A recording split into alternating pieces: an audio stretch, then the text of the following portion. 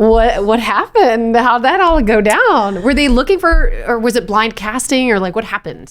So I got a call from my team that Disney was looking for an out trans actor to play an out trans character on Disney Channel. And my jaw dropped, like literally dropped. I'm like, excuse me? Like in 2022? Or is this like 10 years down the road? And we're just like prepping. Especially because we had just come out of the like Disney don't say gay backlash and all of that. Mm-hmm. So then also my mind was like, oh, is this damage control? Yeah. They're like trying to quote unquote overcorrect or something like that. Yeah. Okay. And then they're going to like try to like walk it back or something. Right. Yeah. Okay.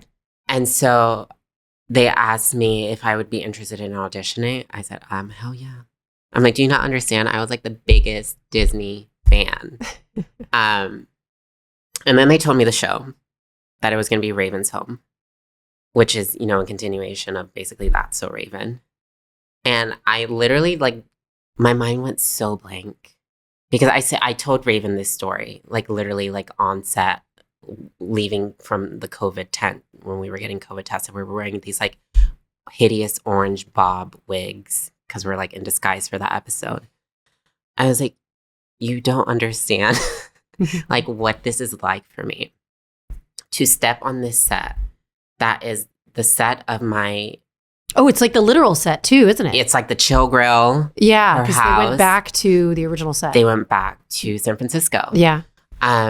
So for me to be on that set, on that show, which is a version of my favorite childhood show, and I get to do it authentically as myself, as a positive trans character. Mm-hmm. I cried in that dressing room. What did Raven do? Was she supportive? Do you want the real story? She won't mind because we're good. I do. That's my girl. Yeah. She watched my audition. I didn't know this. I mean, I assumed because she's an executive producer that she would have to sign She's off very on hands-on. She's very hands-on, especially if you're going to be her scene partner, which is the case. Yeah. I assumed. But I didn't meet her until our first rehearsal. And we're on the set. And she comes up to me and literally the first sentence that comes out of her mouth, have you done a multi-cam sitcom before? That's all she cares about. That tracks 100% with who Raven is. I'm not surprised me at all. Oh, fuck.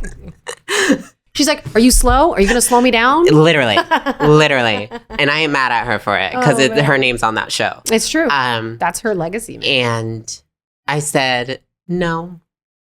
And she started laughing in the Raven laugh. I know that laugh. And I said, oh shit, I just fucked up majorly. I just fucked up. Like they're already recasting me.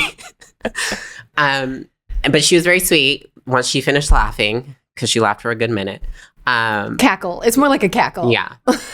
Again, love Raven. Yeah. And so she stopped laughing and then she said, okay, well, let me give you some advice.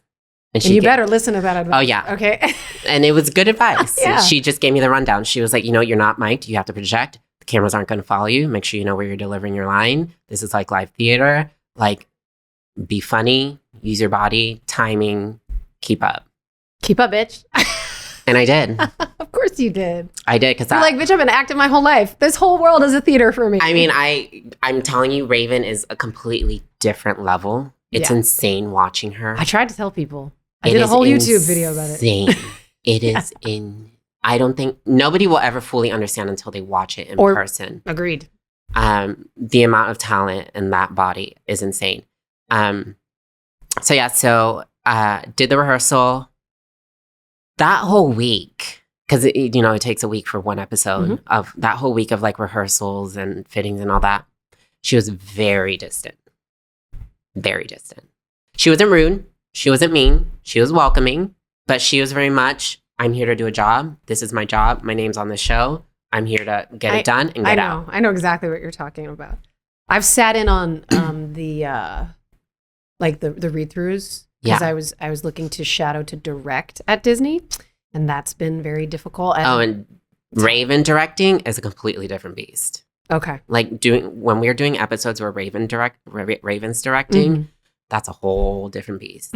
A good beast. Good. Well, I think she's just it's got to be so empowering. And also Heavy wears the crown. Heavy is the head that wears the crown kind of thing. Yeah, I mean, this is why when she was being distant our first week, I did not take it personal at all. Mm-hmm. I said, here is this person, this professional who has literally been doing this since she was like, 4 years old?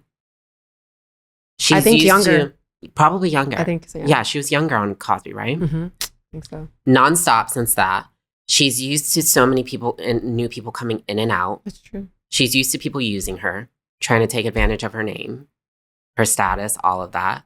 I said, okay, so I'm going to do what a professional actor should do. Show up, do my job, be nice. If she wants to be friends, great. If she doesn't want to be friends, great. But I'm going to let her decide that. I'm not going to get in her way or annoy her. The second episode was when she was like, all right, bitch, you're cool. We can be friends. Because I proved that I belong there. Because my character was only supposed to be 2 episodes, and here I am on season 6 now. You know what? I think it goes back to what you were saying. You were like, I love me kind of thing. I take care of myself. I know myself so well. And I think, when you've been around that many people, it's a survival instinct to be like, okay, who's good for me? Who's not good for me? And the only way that she's survived by now is to know. And her wife seems amazing. So it's exciting.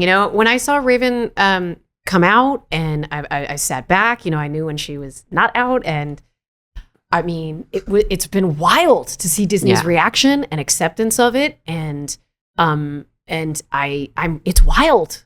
It's crazy. Yeah, especially you were a fan of old golden era Disney. So I'm so a fan of literally your days. Call me, beat me. All of the shit. All of it. And it's all coming back. That's just the bizarre part, is that I'm literally living a version of my life that I could not have dreamt. That's amazing. Also, just know and understand that, your podcast is called Vulnerable. Mm-hmm. There is nothing more vulnerable that you can do in your life than open your mind past what you've been taught and told, to allow yourself to see a human being who is literally just fighting to be understood, fighting to be seen, fighting to go to the bathroom. Mm-hmm. Basic human things that we should all have.